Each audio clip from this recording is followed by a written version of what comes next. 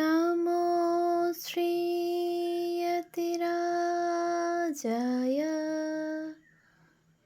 विवेकानन्दसूरये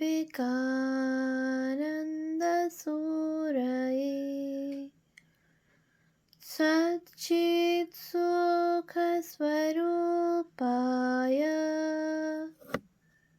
स्वामिने तापहारिणे।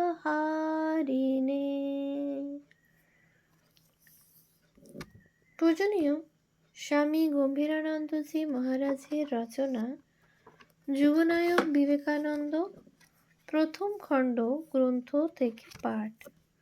পৃষ্ঠা সংখ্যা 101। আচার্য বক্তা কুশলস্য লব্ধা। সকাম বিষয়াসক্ত ভক্তেরা কখনো ঠাকুরকে মিছরি, পেস্তা, বাদাম, কিশমিশ প্রভৃতি খাদ্যদ্রব্য উপহার দিয়া চলিয়া গেলে ঠাকুর উহা স্বয়ং গ্রহণ করিতেন না বা ভক্তদিগকেও দিতেন না, পাছে ভক্তির হানি হয়। তখন প্রশ্ন উঠিত, এগুলির কি হইবে? ঠাকুর বলিতেন, যা, নরেন্দ্রকে ওই সকল দিয়ে আয়, সে ওই সকল খাইলেও তাহার কোনো হানি হইবে না। লীলা প্রসঙ্গ 5/128। নরেন্দ্র হোটেলে খাইয়া আসিয়া ঠাকুরকে বলিলেন, মহাশয়, আজ হোটেলে সাধারণে যাহাকে অখাদ্য বলে খাইয়া আসিয়াছি। ঠাকুর বুঝিলেন নরেন্দ্র ইহা বাহাদুরি প্রকাশের জন্য বলেন নাই, বরং তাহাকে সতর্ক করিয়া দিতেছেন, যাহাতে ঘরের ঘটি বাটি প্রভৃতি নরেন্দ্রকে ছুঁইতে দিতে যদি আপত্তি থাকে, তবে তিনি যেন পূর্ব হইতেই সাবধান হইতে পারেন। ঠাকুর বুঝিতে পারিয়া উত্তর দিলেন, তোর তাহাতে দোষ লাগিবে না। শোর গরু খাইয়া যদি কেহ ভগবানে মন রাখে, তাহা হইলে উহা হব্বিষান্নের তুল্য। আর শাক পাতা খাইয়া যদি বিষয় বাসনায় ডুবিয়া থাকে, তাহা হইলে উহা শোর গরু খাওয়া অপেক্ষা কোনো অংশে বড় নহে। তুই অখাদ্য খাইয়াছিস, তাহাতে আমার কিছুই মনে হইতেছে না, কিন্তু ইহাদিগের অর্থাৎ সম্মুখস্থ ভক্তের কেহ যদি আসিয়া ওই কথা বলিত, তাহা হইলে তাহাকে স্পর্শ পর্যন্ত করিতে পারিতাম না। লীলা প্রসঙ্গ 5/128। শ্রীরামকৃষ্ণ নরেন্দ্রনাথকে পরীক্ষা করিতেন, বিশ্বাস করিতেন, ভালোবাসিতেন।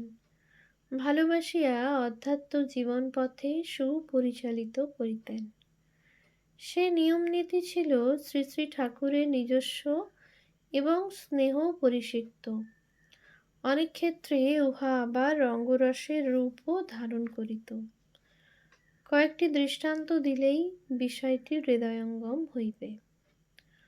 নরেন্দ্র একবার শ্রীরামকৃষ্ণের নিকট কোনো কোনো ভক্তদের বিশ্বাসকে অন্ধবিশ্বাস বলিয়া নিন্দা করিলে তিনি বলিয়াছিলেন, বিশ্বাসের আবার অন্ধ কি রে? বিশ্বাস মাত্রই তো অন্ধ। বিশ্বাসের কি আবার চোখ আছে নাকি? হয় বল শুধু বিশ্বাস, না হয় বল জ্ঞান। তা না হয়ে আবার অন্ধবিশ্বাস, চোখওয়ালা বিশ্বাস, এ কিরকম? প্রথম প্রথম নরেন্দ্রনাথ কালী, কৃষ্ণ ইত্যাদি দেবদেবী মানিতেন না, আবার অদ্বৈত মতও স্বীকার করিতেন না। সবই ব্রহ্ম, এই কথা শুনিয়া তিনি ঠাট্টা করিয়া বলিয়াছিলেন, হ্যাঁ, তাও কি কখনো হয়? তাহলে ঘটিটাও ব্রহ্ম, বাটিটাও? সগুণ নিরাকার ব্রহ্মোপাসক নরেন্দ্র জীব ব্রহ্মের অভেদ স্বীকারে কুণ্ঠিত হইতেন। বলিতেন, ইহাতে আর নাস্তিকতাতে তফাৎ কি? সৃষ্ট জীব আপনাকে স্রষ্টা বলিয়া ভাবিবে, ইহা অপেক্ষা অধিক পাপ আর কি হইতে পারে? গ্রন্থকর্তা ঋষিমুনিদের নিশ্চয়ই মাথা খারাপ হইয়াছিল, নতুবা এমন সকল কথা লিখিলেন কি রূপে? স্পষ্টবাদী নরেন্দ্রের স্বরূপের প্রতি নিবদ্ধ দৃষ্টি ঠাকুর এরূপ বিসদৃশ্য সমালোচনাতেও বিচলিত না হইয়া শুধু হাসিতেন এবং উপযুক্ত শিষ্যের স্বাধীন চিন্তাধারাকে বলপূর্বক পরিবর্তিত না করিয়া যুক্তিপূর্ণ মৃদু প্রতিবাদের সুরে বলিতেন, তা তুই ওই কথা এখন নাই বা নিলি, তা হলেও মুনি ঋষিদের নিন্দা ও ঈশ্বরের স্বরূপে রীতি করিস কেন? তুই সত্যস্বরূপ ভগবানকে ডাকিয়া যা, তারপর তিনি তোর নিকটে যেভাবে প্রকাশিত হইবেন তাহাই বিশ্বাস করিবি।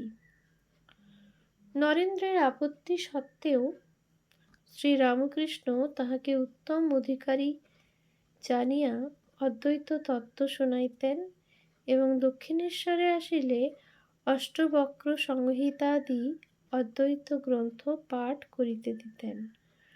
এই প্রক্রিয়া অবলম্বনে নরেন্দ্রের মত পরিবর্তন ঘটিতে অনেক দিন লাগিয়াছিল। ইতিমধ্যে দীর্ঘকাল ধরিয়া তিনি বন্ধুবান্ধবদের মহলে অদ্বৈতবাদীর বিরুদ্ধে তুমুল সমালোচনায় মাতিয়া উঠিয়াছিলেন। তবু ঠাকুরের ধৈর্যচ্যুতি হয় নাই বা ওই প্রচেষ্টাও মন্দীভূত হয় নাই। একদিনের ঘটনা কিন্তু অন্য রূপ দাঁড়াইল। এইসব বিষয়ে কালীবাটি নিবাসী প্রতাপচন্দ্র হাজরা মহাশয় নরেন্দ্রের সহিত সহমত ছিলেন। হাজরা মহাশয়ের সাংসারিক অবস্থা সচ্ছল ছিল না। এই জন্য তাহার মনে ধর্মলাভের উচ্চাকাঙ্ক্ষা থাকিলেও ওই আকাঙ্ক্ষা সাংসারিক উন্নতি কামনার সহিত মিশ্রিত হইয়া তাহার চরিত্রকে জটিল করিয়া তুলিয়াছিল। তিনি দক্ষিণেশ্বরে থাকিয়া সাধনা নিরত হইলেও সিদ্ধায় লাভ করিয়া অর্থোপার্জনের আশাও পোষণ করিতেন। আবার সমাগত শ্রীরামকৃষ্ণানুরাগী ভক্তদিগকে বুঝাইতে চাহিতেন তিনিও কিছু কম সাধু নহেন। হাজরাকে ঠাকুর ভালো রূপেই চিনিতেন, তাই যুবক ভক্তদিগকে সাবধান করিয়া দিতেন, হাজরা শালার ভারী পাটোয়ারি বুদ্ধি, ওর কথা শুনিস নি। তবু হাজরার সহিত নরেন্দ্রের বেশ বন্ধুত্ব ছিল, তামাকু সেবনের জন্য বটে, এবং হাজরা মহাশয়ের সহসা কোনো কথা না মানিয়া উহার বিরুদ্ধে তর্ক যুক্তি খাড়া করার উপযুক্ত বুদ্ধিমত্তার জন্য বটে। উভয়ের ঐরূপ ভাব দেখিয়া ঠাকুর বলিতেন, হাজরা মহাশয় হচ্ছেন নরেন্দ্রের ফ্রেন্ড, বন্ধু। নরেন্দ্র দক্ষিণেশ্বরে আসিলে আনন্দের তুফান ছুটিত। নরেন্দ্র গানের পর গান গাহিয়া যাইতেন। ঠাকুর সে পবিত্র সুমধুর কণ্ঠে আত্মতত্ত্ব শুনিয়া সমাধিস্থ হইতেন।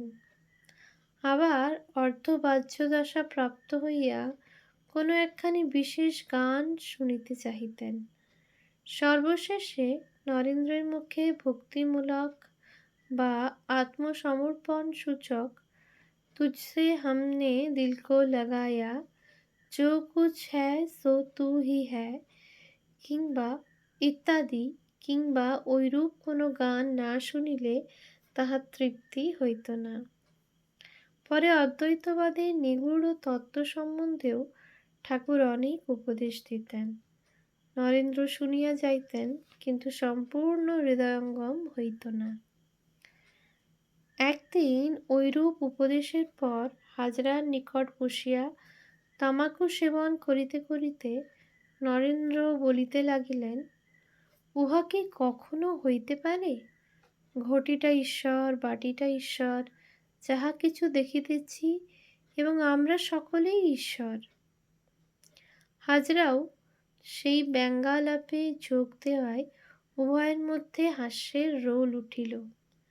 ঠাকুর তখনও অর্ধবাহ্য দশায়, নরেন্দ্রের হাস্যে আকৃষ্ট হইয়া তিনি পরিধানের বস্ত্রখানি বগলে লইয়া বাহিরে আসিলেন এবং তোরা কি বলছিস রে বলিয়া হাসিতে হাসিতে নিকটে আসিয়া নরেন্দ্রকে স্পর্শ করিয়া সমাধিস্থ হইলেন। অতঃপর কি ঘটিল তাহা আমরা নরেন্দ্রনাথের মুখেই শুনিব। ঠাকুরের ওই দিনকার অদ্ভুত স্পর্শে মুহূর্তের মধ্যে ভাবান্তর উপস্থিত হইল। স্তম্ভিত হইয়া সত্য সত্যই দেখিতে লাগিলাম ঈশ্বর ভিন্ন বিশ্বব্রহ্মাণ্ডে অন্য কিছুই আর নাই। ঐরূপ দেখিয়াও কিন্তু নীরব রহিলাম। ভাবলাম দেখি কতক্ষণ পর্যন্ত ওই ভাব থাকে, কিন্তু সেই ঘোর সেদিন কিছু মাত্র কমিল না। বাটিতে ফিরিলাম, সেখানেও তাহাই। যাহা কিছু দেখিতে লাগিলাম সে সকলই তিনি, এই রূপ বোধ হইতে লাগিল। খাইতে বসিলাম, দেখি অন্ন থাল যিনি পরিবেশন করিতেছেন সে সকলই এবং আমি নিজেও তিনি ভিন্ন অন্য কেহ নহে। দুই এক গ্রাস খাইয়া স্থির হইয়া বসিয়া রহিলাম। বসে আছিস কেন রে, খা না। মার ঐরূপ কথায় হুঁশ হওয়ায় আবার খাইতে আরম্ভ করিলাম। এইরূপ খাইতে শুইতে কলেজে যাইতে সকল সময়ই ঐরূপ দেখিতে লাগিলাম এবং সর্বদা কেমন একটা ঘোরে আচ্ছন্ন হইয়া রহিলাম। রাস্তায় চলিয়াছি, গাড়ি আসিতেছে দেখিতেছি, কিন্তু অন্য সময়ের ন্যায় উহা ঘাড়ে আসিয়া পড়িবার ভয়ে সরিবার প্রবৃত্তি হইত না। মনে হইত উহাও যাহা আমিও তাহাই। হস্তপদ এই সময়ে সর্বদা অসাড় হইয়া থাকিত এবং আহার করিয়া কিছু মাত্র তৃপ্তি হইত না।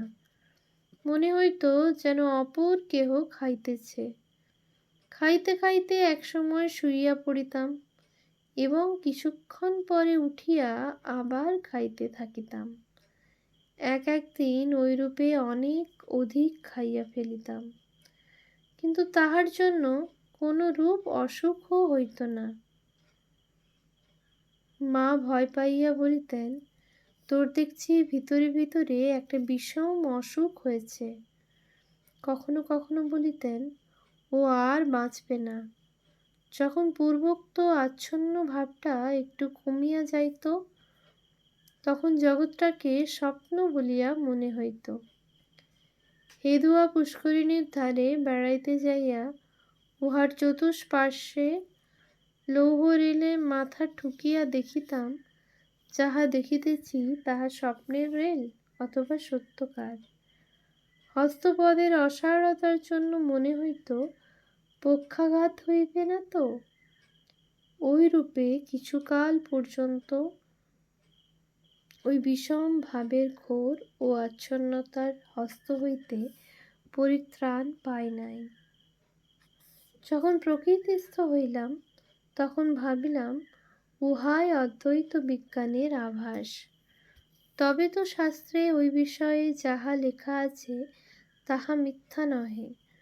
তদবধি অদ্বৈত তত্ত্বের উপর আর কখনো সন্দিহান হইতে পারি নাই। লীলা প্রসঙ্গ 5 বা 138 থেকে 140।